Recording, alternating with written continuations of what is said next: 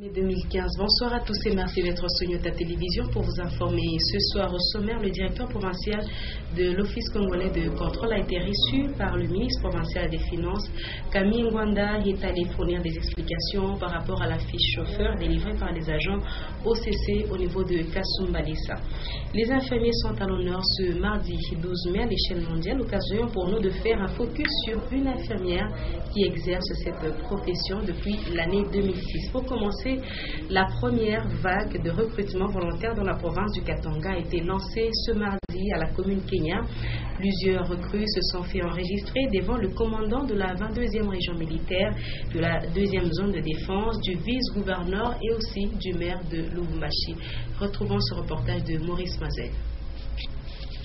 La commune de la Kenya a servi de cadre à la cérémonie du lancement de la campagne de recrutement des jeunes filles et garçons âgés de 18 à 25 ans pour servir sous le drapeau congolais. Initié par le commandant suprême des forces armées de la République démocratique du Congo, Joseph Kabila Kabange, le recrutement se fait sur toute l'étendue de la province du Katanga. Le commandant de la 22e région militaire, Philémon Yav, a dans son allocution sollicité l'implication directe de l'autorité provinciale et de toutes les forces vives du Katanga afin de faciliter cette première vague à la réussite de cette opération. De notre future armée, le RSDC en besoin de jeunes Congolais intellectuels. Le moment venu, le vice-gouverneur du Katanga, Guibert Paul Yav Chibal, a au nom de l'honorable Moïse Katumbi Chapwe empêché lancer la campagne de recrutement. La campagne de recrutement volontaire des hommes de troupes désireux d'intégrer les forces armées de la République démocratique du Congo afin d'assurer la défense de notre pays. Quelques recrues se sont présentées au bureau de recrutement. Chaque recrue a pris connaissance des conditions de recrutement, il s'est inscrit volontairement, il est passé au test médical avant de passer au test d'aptitude physique. Le ministre provincial de l'économie et finances, Christian Mwando Simba, a convoqué ce mardi le directeur provincial de l'Office congolais de contrôle OCC, Camille Ngwanda, est allé faire la lumière sur la fiche chauffeur qui est vendue ou que les agents OCC seraient en train de vendre aux transporteurs au niveau de Kasumbalesa.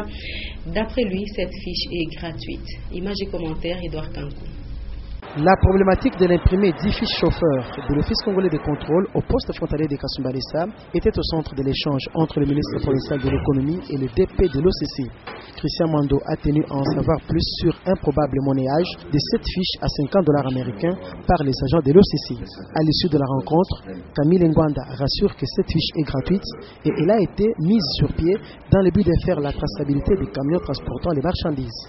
Il est décrié par les opérateurs économiques le monnayage dont est victime cet imprimé, où à chaque fois qu'un camion traverse la frontière, avant de retourner, les agents de l'OCC se mettent à réclamer ou à exiger le versement de $50 pour que leurs documents soient signés. L'OCC a mis cet imprimé à la disposition des opérateurs dont le seul souci de faire la traçabilité des camions, des tracts qui ramènent des marchandises. C'est-à-dire à l'entrée au poste de Kasumbalesa, nous remettons cet imprimé gratuitement, et ça j'insiste, gratuitement aux camionneurs. De commun accord, le ministère des Finances et l'OCC ont promis de sanctionner quiconque sera surpris en train de vendre la fiche chauffeur aux opérateurs économiques. Nous sommes déjà sur les routes. Vous le savez, le pont Penga Penga situé dans la cité Caravia, dans la commune annexe, est opérationnel depuis hier. Et les habitants du quartier ont exprimé leur joie et remercié le gouvernement provincial pour la réouverture du trafic. Reportage de Béatrice Senga, Richard Chimba. Inauguré depuis peu, le pont jeté sur la rivière Lubumbashi à la cité Caravia et au quartier Penga Penga dans la commune annexe est d'un grand intérêt. Le nouvel ouvrage est solide et assez large que l'ancien pont qui était étroit. L'actuel permettra également le passage des véhicules de grand tonnage d'y rouler sans encombre. Les usagers de cet axe ne cessent de saluer l'initiative des autorités provinciales.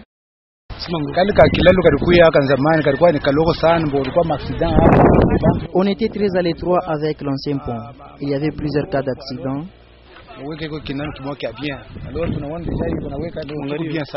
Mais avec les nouveaux, on sera plus à l'aise et ce trafic sera plus fluide. Dorénavant, la population ne va plus effectuer des longues distances ou des contours pour quitter la commune annexe et la commune de Lubumbashi. Dans la rubrique judiciaire, c'est le procès des adeptes du prophète Mukungubila. L'étape de la plaidoirie est déjà entamée pour les 33 prévenus. Seules 2 infractions ont été examinées, à savoir la détention illégale d'armes et la rébellion. Encore une fois, Lumière Moussaou, Séverin Katambo.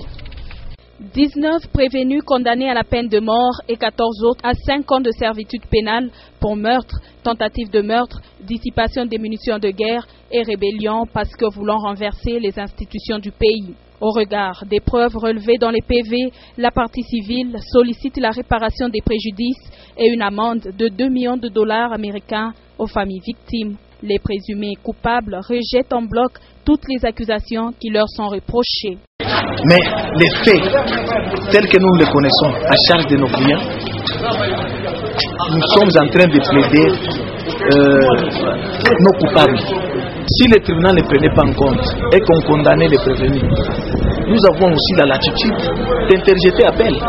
En attendant le jugement final, l'audience est renvoyée au 27 mai prochain pour la suite de cette plaidoirie. Aussi, pour bien préparer la prévention de meurtre, tentative de meurtre, dissipation des munitions de guerre. Le 12 mai de chaque année comme aujourd'hui, le monde célèbre la Journée internationale de l'infirmière et celle-ci est considérée comme une aide pour le médecin dans sa tâche de soigner les malades. En RDC, des manifestations ont été organisées à travers le pays, notamment dans la capitale Kinshasa. Ainsi, notre rédaction s'est penchée sur le cas de Madame Nadine Mandewambouyou qui est infirmière depuis 2006. C'est un dossier suivi. Mère de 3 enfants, cette infirmière formée à l'Institut supérieur de technique médicale Lubumbashi passe le gros de son temps en blouse blanche aux côtés de ses malades depuis 9 ans maintenant. Je crois que toute infirmière, c'est que le soin, ça commence d'abord, avant que le malade arrive chez le médecin, c'est l'infirmier qui doit s'occuper du malade. Donc, établir la fiche du malade, ça commence par l'infirmier. Connaître les besoins qui sont perturbés chez le malade, c'est l'infirmier qui connaît. Et il transmet maintenant au médecin et le médecin l'examine et prescrit. Et s'il termine de prescrire, c'est toujours l'infirmier qui doit continuer. Ses proches lui reprochent de passer plus de temps avec les malades. Quand on vient le matin, déjà même on oublie même de prendre le déjeuner parce que la nuit on sait que demain il y a opération, j'ai les malades à préparer. Donc, dès que je suis au service, je suis toujours à côté du malade. Et je crois que même mon mari dit, tu passes tout le temps avec tes malades. Je passe tout le temps au travail. Et je n'oublie pas aussi d'être mère à la maison, mais je passe beaucoup de temps à l'hôpital. Pourtant, elle doit parfois faire face à certains malades difficiles à gérer. La spécialité de malades, il y a plusieurs malades, peut-être dans le cas je peux vous donner, où vous annoncez à un patient du diagnostic et il réagit violemment.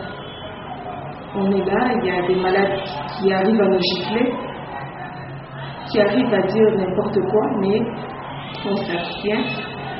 Un métier aussi difficile à faire, mais malheureusement pas toujours mieux rémunéré. Il ne faut pas punir nos enfants parce qu'on est mal payé ou on est bien payé. Je crois que le souci, mon souci, mes enfants doivent être bien formés. Comme mes enfants doivent bien être formés, donc des écoles là où je veux, je fais tout pour les envoyer dans les écoles là où ils veulent.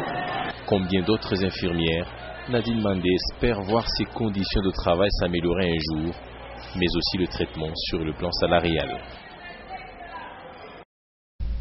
Et on va parler découpage territorial. La ville de Kalemi sera d'ici peu appelée chef-lieu de la province du Tanganyika et cette nouvelle est analysée différemment dans l'opinion publique.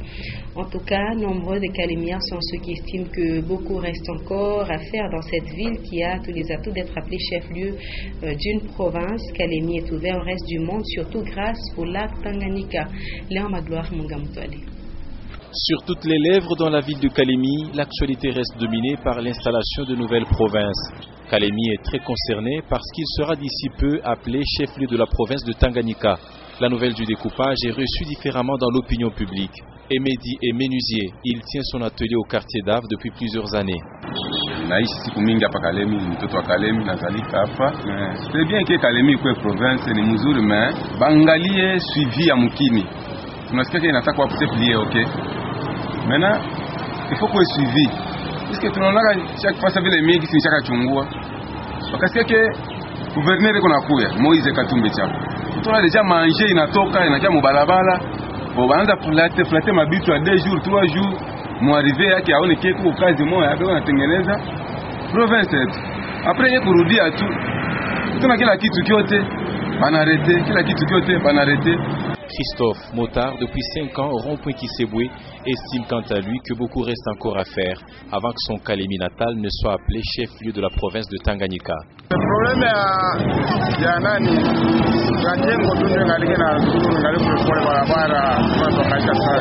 par rapport aux infrastructures, Kalemi n'a qu'une seule route asphaltée, le nouveau pont Lukuga, sans oublier les infrastructures des particuliers qui font la beauté de cette ville côtière. Kalemi reste aussi une ville ouverte au monde grâce au lac Tanganyika qui débouche à la Tanzanie, au Burundi et même au Rwanda. Autre chose, le 1er juin prochain, les écoles privées agréées du Katanga vont célébrer leur journée qui est en principe commémorée le 31 mai de chaque année. Et la présidente provinciale des écoles privées agréées, accompagnée de quelques membres, était reçue ce jour par le maire de Lubumbashi. C'était pour solliciter son concours à la réussite de leur manifestation. Maurice Mazel nous en parle. La présidente provinciale des écoles privées agréées au Katanga, Madame Cécile Kalaba, s'est rendue à l'hôtel de ville de Lubumbashi à la tête de la délégation de membres de son association. Reçue dans l'office du maire de la ville, elle a informé l'autorité urbaine que chaque 31 mai en République démocratique du Congo est consacré aux écoles privées agréées. L'hôte de l'autorité urbaine a indiqué que Kinshasa célèbre la journée des écoles privées depuis 2 ans. À présent, le Katanga compte aussi, dès chaque 31 mai, mettre à profit la journée pour réfléchir sur l'apport des écoles privées agréées au Katanga dans l'éducation de la jeunesse. Le maire Jean-Oscar Sangouza Mutunda a saisi cette opportunité pour interpeller tant soit peu certaines écoles privées qui saignent à blanc les parents d'élèves. Il les a plus exhortés à privilégier l'éducation des enfants. L'autorité urbaine a déploré également, par la même occasion, les écoles privées agréées qui fonctionnent sans tenir compte des normes pédagogiques à améliorer leur environnement.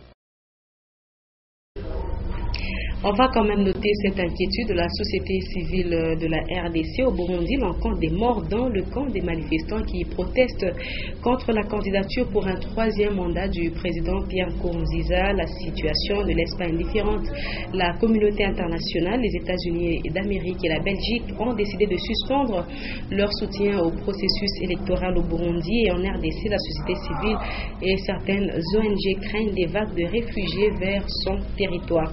Et on va terminer ce journal par la lecture du numéro 801 du journal La République, paraissant quotidiennement dans la capitale Kinshasa. Lu pour vous et signé Linda Lukalubankutu.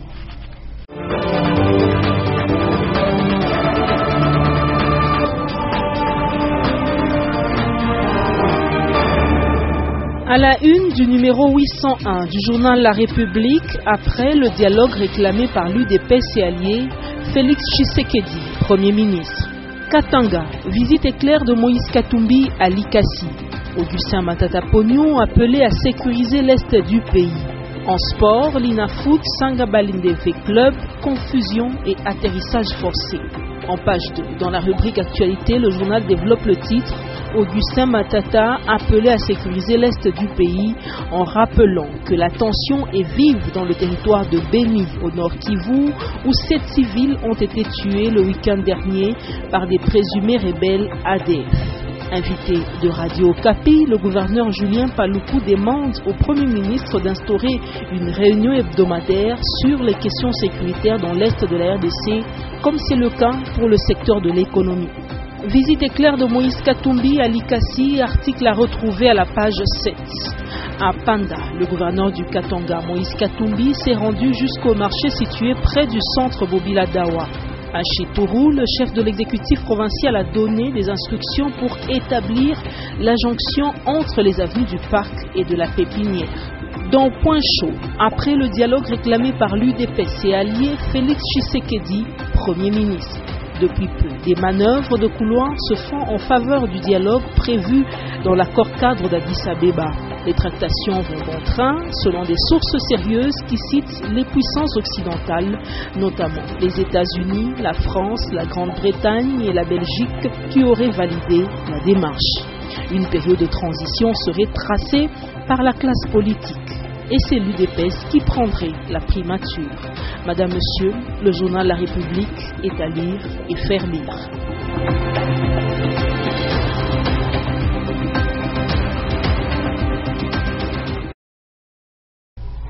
Et c'est par là que s'achève cette session d'information de 19h sur Nyota Télévision. Le rappel des titres avant de nous quitter, le directeur provincial de l'Office congolais de contrôle a été reçu au ministère provincial des Finances. Camille Ngwanda est allé fournir des explications par rapport à la fiche chauffeur délivrée par les agents OCC au niveau de Kasumbalesa. Les infirmiers sont à l'honneur ce mardi 12 mai à l'échelle mondiale. C'était l'occasion pour nous de faire dans ce journal un focus sur une infirmière qui exerce sa profession depuis 2006. Le prochain rendez-vous avec les informations sur votre chaîne, ce sera tout à l'heure à 21h les news, 21h15 le journal en anglais, à 23h les derniers échos de ce jour avec Patricia Naismo KBA. Juste après moi, vous suivrez donc le journal des sports, Sport Star, dans une présentation de MacArthur Kikouni. Avec plaisir, je serai avec vous demain à partir de 17h30. Très bon titre de nos programmes.